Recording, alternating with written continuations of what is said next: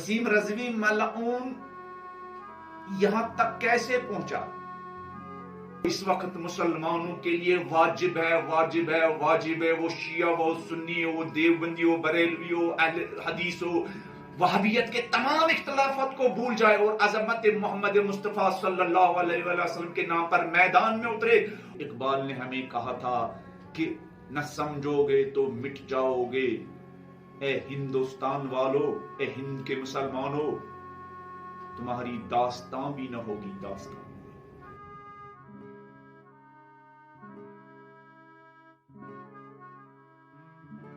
औज़ु बिल्लाहि मिनश शैतानिर रजीम, बिस्मिल्लाहिर रहमानिर रहीम।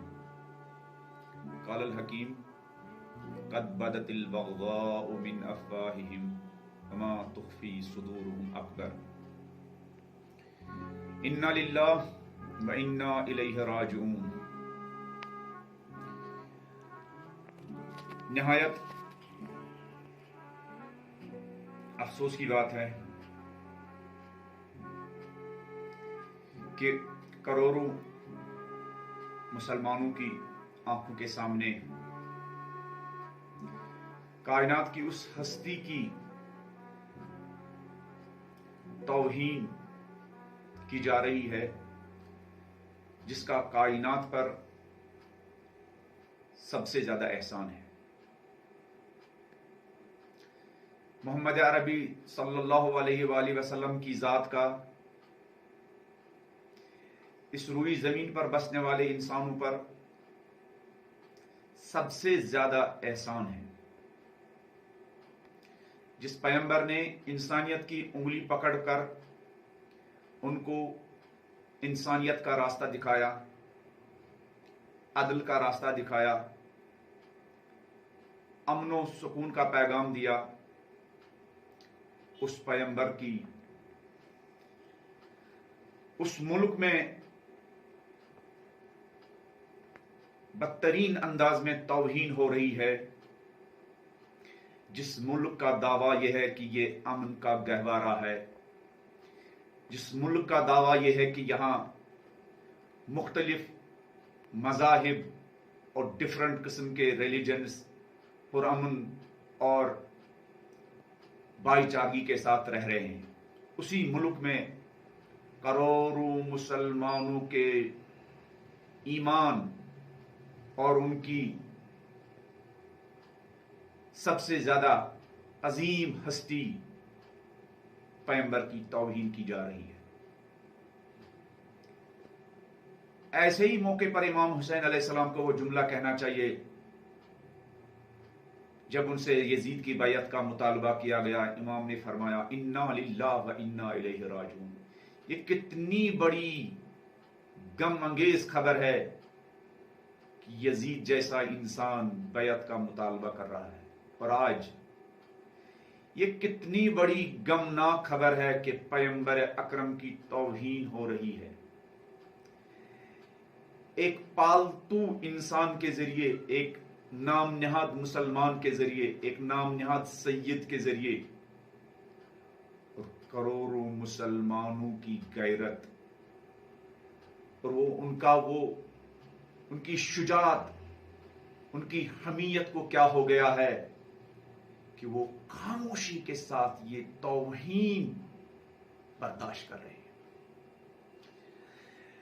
वसीम रजवी मलऊन यहां तक कैसे पहुंचा? फकत मुसलमानों की खामोशी की वजह से।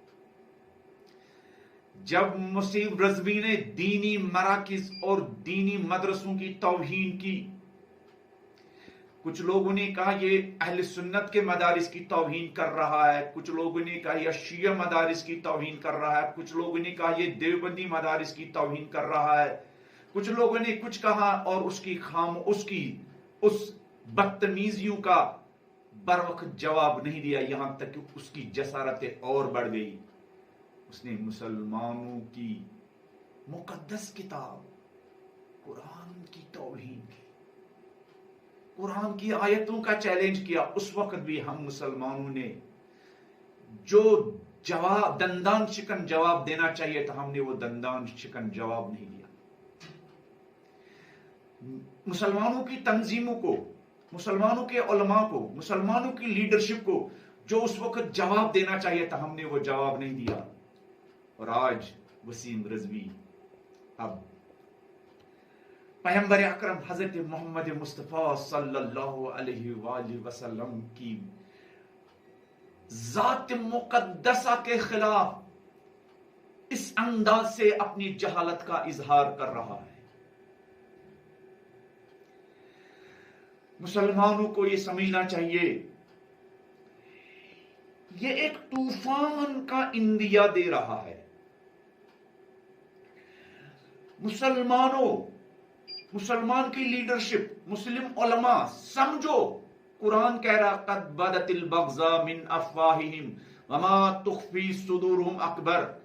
ये तो अभी कलम के जरिए नबी की तौहीन की जा रही है, इसके पीछे जो खतरनाक मंसूबा है मुसलमानों के खिलाफ, अगर मुसलमान होश के नाखून न ले, अगर मुसलमान मसलक को और जो उनके अंदर फिरका वाराना इख्तिलाफात था उनको न भूल जाए, तो याद रखना चाहिए इकबाल ने हमें कहा था कि न समझोगे तो मिट जाओगे। ए हिंदुस्तान वालों, ए हिंद के मुसलमानों, तुम्हारी दास्तां भी न होगी दास्तां।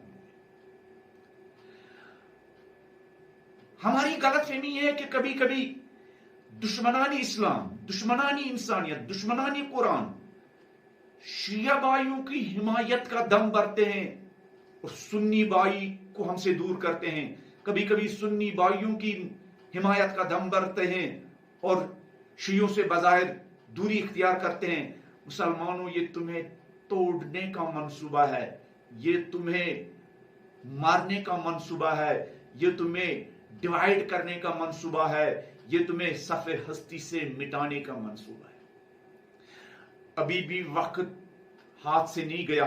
अभी भी अगर मुस्लिम क़यादत, अभी भी अगर मुस्लिम उलमा, अभी भी अगर मुसलमान दानिश्वर, अगर अभी भी मुसलमानों का दर्द रखने वाले लोग अभी भी अगर अपनी जिम्मेदारियों का एहसास करे और नामूस से रिसालत के दिफा के लिए, अज़मत रसूल के दिफा के लिए अपने सारे इख्तिलाफात भूल जाए, सड़कों पर आ जाए और हुकूमत पर दबाव बढ़ाए, अभी भी मौका है हमारे लिए, वरना हमारी दास्तान भी न होगी दास्तानों में।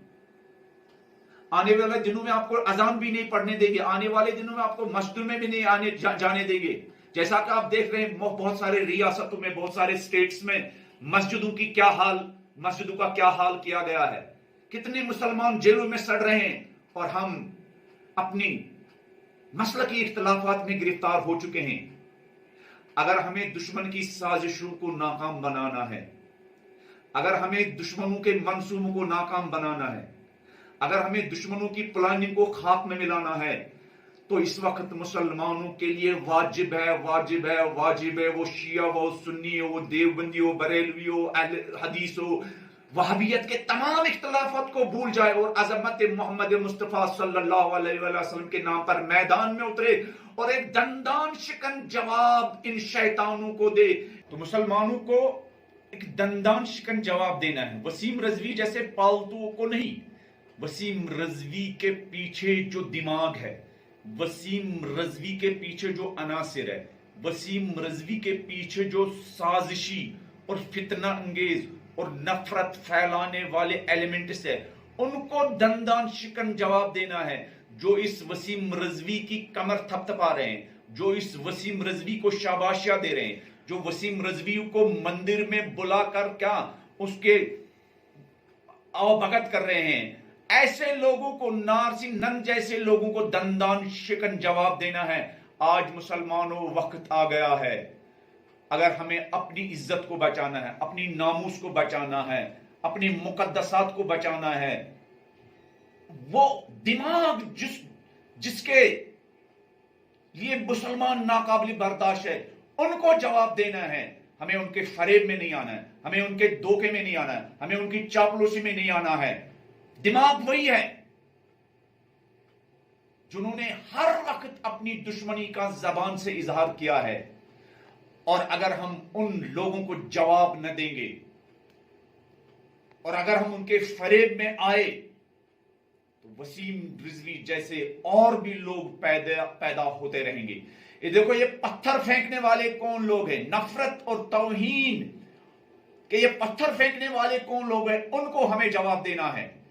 اور اس بہترین جواب یہ ہے کہ شیعہ سنی تمام مسالک ناموس مصطفیٰ صلی اللہ علیہ وآلہ وسلم کے نام پر متحد ہو جائے، آپس میں ہاتھ دے کر میدان میں اترے اور ہمیشہ کے لیے ان فتنہ گروں کو جواب دے کہ ناموس مصطفیٰ صلی اللہ علیہ وآلہ وسلم ہم مسلمانوں کو اپنی ناموس سے بھی زیادہ پیاری ہے.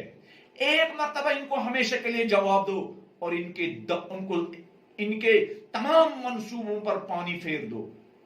اور اس کے لیے ہمیں متحد ہونا ہے، اس کے لیے ہمیں اپنے انٹرسٹز کو، مسلکی انٹرسٹ کو، فرقہ وارانہ مفادات کو بھول جانا ہے اور اپنی بقا کی جنگ لڑنا ہے.